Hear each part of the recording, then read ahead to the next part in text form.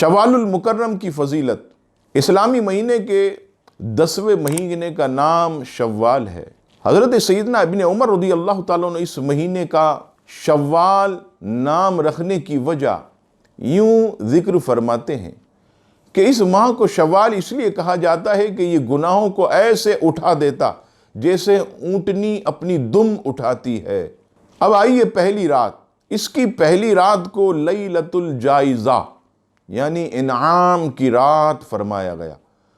چنانچہ ابن ماجہ شریف کی حدیث پاک حدیث نمبر 1782 سید عالم صلی اللہ تعالیٰ علیہ وسلم نے ارشاد فرمایا کہ جس نے عیدین کی رات یعنی عید الفطر کی رات اور عید الاضحیٰ ثواب کے لیے قیام کیا تو اس کا دل اس دن نہیں مرے گا جس دن لوگوں کے دل مر جائیں گے۔